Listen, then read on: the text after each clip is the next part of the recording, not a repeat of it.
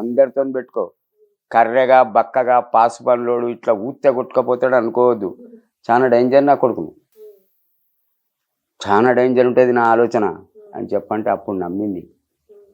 మిమ్మల్ని ఎవరైనా ఎగతాళి చేశారా ఎప్పుడన్నా? తొక్కుతా, అంత ధైర్యం ఎవరికి లేదు. తొక్కుతా పండబెట్టి కස්සరెళ్ళేదానిక. ఇప్పుడన్నా మిమ్మల్ని ఎవరైనా ఏడిపించిన నార్మల్ గా వెళ్ళేటప్పుడు తాత తాత అని వెనకాల పడి ఎగతాళి చేసి కొట్టేస్తారా?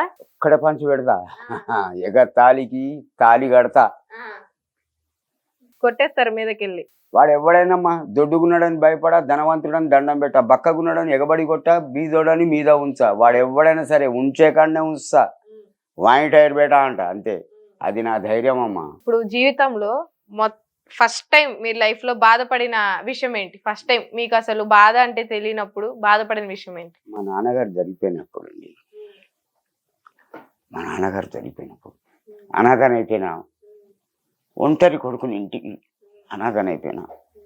మా చిన్నాన్నకు 5 కొడుకులు, చాలా విర్రవీగేది.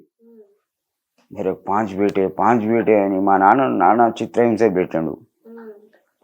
ఆ తర్వాత నా కసి తీర్చుకున్నానండి నేను. ఒక్కొక్కరిని కొడితే దవడలు ముక్కులు అన్ని పలిగినాయి నా వయసు వచ్చినాక. నేనంటేనే వాళ్ళకి ఇప్పటికీ భయం. 5 కొడుకులు కదా, నేను కొడతా అంటే మా అమ్మ నవ్వు చూడాలండి. ఒక్కడు పుట్టిండు నాకు, 5 కలిసి రాండ్రా, వాడు భయపడు వెనకకు పోడు. మా అమ్మ నవ్వుకు ఇంకా రెచ్చిపోయి కొట్టినా, రండ్రా నా కొడుకులారా, నేను ఎన్నడు భయపడా అమ్మా. నెక్స్ట్, మీ నాన్నగారు చనిపోయినప్పుడు బాధపడ్డారన్నారు కదా, మీ బాబాయ్ గారు మిమ్మల్ని చూసుకోవడం గానీ, మీ ఇంట్లో అడుగు పెట్టాడు. నరుకుతా అన్న కాళ్ళు నరికేస్తా. నీ ఇంట్లో ఎవడన్నా చచ్చినా నా ఇంటికి రావద్దు, నా ఇంట్లో ఎవడన్నా పెళ్లి పెటాకులైనా కూడా రావద్దు. చల్, నీ అన్నే చచ్చిపోయినరా, నువ్వెవనివే, పోయి ఇక్కడి చల్. మిమ్మల్ని ఎవరు చూసుకోలేదా ఆ వయసులో? తండ్రి లేరని ఎవరు రాలేదండి. కాకపోతే మా మేనమామ ఒక ఆఫర్ తెచ్చిండు. నిజామాబాద్ ధర్మారావుపేటలో ఉంటాడు అతను. దుబాయ్లో అప్పటికే 30 సంవత్సరాలు ఉండొచ్చిండు. ఆయనకు ఒక కూతురు ఉండే, ఒకటే కూతురు, ఆయనకి 2 భార్యలు. అయితే అతని కొడుకు అతని కూతురుని తీసుకొని నా ఇంటికి వచ్చిండు. ఈమెను చేసుకోకముందు మా అమ్మకు మెల్లగా గెలికిండు. ఏమని, మేరీ బహన్ కు మేరీ బేటీకి దేతాం తేరే బేటకు, అంటే నా కొడుకుని నీ కూతురు, నా కూతుర్ని నీ కొడుకు, నీకేం కావాలన్నా ఇస్తా. పొలం, ఎన్ని ఎకరాలన్నా, బాగున్నది వానికి ఆస్తి డబ్బు అని మా అమ్మని మెల్లగా గెలిపితే, ఇక సొంత తమ్ముడేనే, ఆమె కాదంటదా. సరే అన్న నేను ఒప్పుకున్నా అన్నది. మా ఆడపిల్లలు కూడా ఒప్పుకున్నారు, మా బావలు కూడా ఒప్పుకున్నారు. సరే, నాకైతే ఎంతవరకు ఈ విషయం తెలియదు. గిట్నే సాయంత్రం 8:30, 9 గంటలకు నమాజ్ తర్వాత అందరం బుకొని తింటాను. అప్పుడు నాకు ఈ అలవాటు లేదు.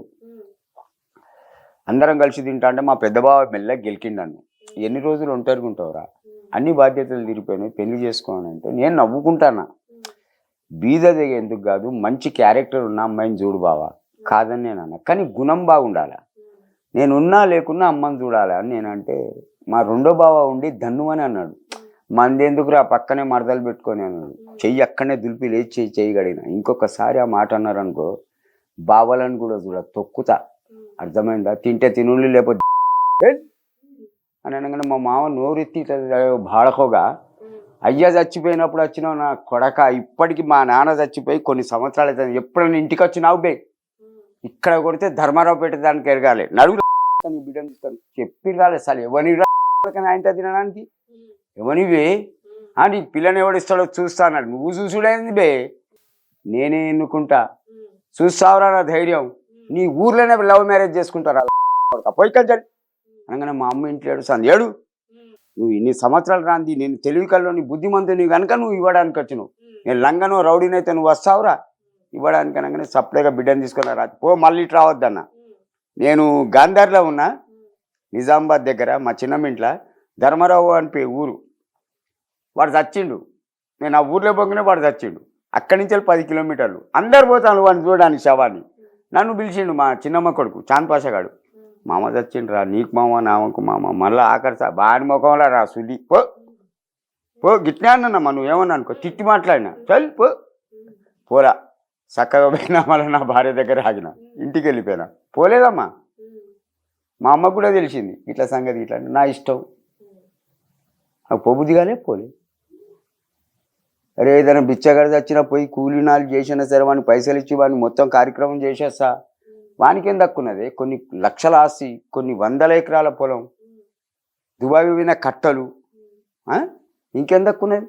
నేను ఒక్కనే దక్కున్నాను అక్కడ అని మా అమ్మనంటే ఆమె కూడా సైలెంట్ అయిపోయింది. ఎందుకంటే నేను ఫ్రాంక్గా మాట్లాడతా, నా అలవాటే అది. కుండ బద్దాలు కొట్టి చెప్తా, నా ఓడైనా బయటోడైనా తప్పు చేస్తే ఇది తప్పు. నెక్స్ట్, ఇప్పుడు మీ నాన్నగారు చనిపోయినప్పుడు కొడుగ్గా బాధ్యత అంతా మీరే మోసారా? అంటే నేను చిన్నపిల్లాని కదా, మా పెద్ద బావగారు మా రెండో బావగారు బాధ్యతలు తీసుకున్నారు. ఇద్దరు చచ్చిపోయిన స్వర్గంలో ఉండని, నేను చిన్నపిల్లని అప్పుడు ఇంటర్ చదివిన వాడిని, వాళ్ళు బాధ్యత. సరే, మొదటిసారి బాధపడిన బాధ అయితే ఇది జీవితంలో. మొదటిసారి ఆనందపడిన విషయం ఏది? ఆమెను చూసినాక. మీకు అది చూడగానే అనిపించిందా ఈ అమ్మాయిని లవ్ చేయాలి, ఎలాగైనా పడేయాలి అని? వచ్చాను బస్ అంతే. చాలా మంది అమ్మాయిలు ఉంటారు కదా, మీకు నేనేమన్నానమ్మా, ఇప్పుడు ఎవరైనా సరే 100 మందిని అమ్మాయిలను చూస్తారు. ఎర్రగా ఉండొచ్చు, నల్లగా ఉండొచ్చు, పొట్టిగా ఉండొచ్చు, పొడుగు ఉండొచ్చు, ఎట్లయినా ఉండొచ్చు. ఒక్క అమ్మాయి మీదనే మనసు పడుతుంది. నా జీవితంలో నేను నిర్ణయించుకున్న కథ ముఖం చూసుకున్నాక చూడనా అని భూమి బలగని ఆకాశం రాలిపోని కిందికి దిగని వదిలే సమస్య లేదనుకున్నా. ఫిక్స్ అయ్యారు ఇంకా పెళ్లి చేసుకుంటే తన్నే చేసుకోవాలి. పెళ్లి చేసుకున్నప్పుడు మీ ఆనందం ఎలా ఉంది? తన్ని హ్యాపీ, అసలు లవ్ మ్యారేజ్ కదా. ఎంత ఆనందించినంటే అసలు గుట్టమికెళ్ళి దునికి పడ్డా కూడా సావురాల. మీరు బాధపడిన సంఘటన అది, ఆనందించిన సంఘటన ఇది. మీరు ఈ వయసులో చాలా సాధించారు. కొంచెం అన్నానికి ఏం లేదు. ఎంతో మంది మూవీస్కి వెళ్దాము ట్రై చేసిన ఎవరికి రాని ఛాన్స్ దేవుడు మీకు ఇచ్చి ఇంత వచ్చింది కదా. యూత్ కి మీరు ఏం చెప్తారు? చాలా మంది ఇప్పుడు తిరుగుతున్నారు కదా చిల్లరగా, వాళ్ళకి అమ్మాయిలు కానీ అబ్బాయిలు కానీ నేను చెప్పే సందేశం ఒకటి, ఎర్రగా బుర్రగా ఉన్నదని చెప్పని అబ్బాయి అమ్మాయి వెనకబడద్దు. అమ్మాయిలు కూడా ధనవంతుడు కదా మంచిగా ఉన్నాడు అని చెప్పని ఇది కావద్దు, మిస్ఫైర్ కావద్దు, జీవితాన్ని ఎక్స్పెయిల్ చేసుకోవద్దు. First education, know the education not the life.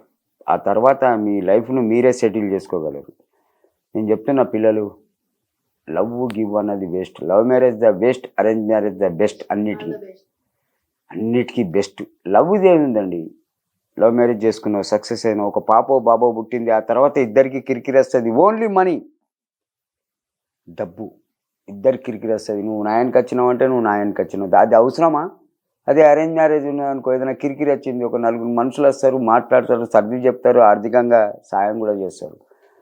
Love marriage the best, arrange marriage the best. అందరికీ చెప్పే సందేశం నేను ఒకటే, వద్దు నాన్న, అమ్మాయిలు కానీ అబ్బాయిలు కానీ లవ్ అన్న దాని విషయానికే దూరం పెట్టాలి.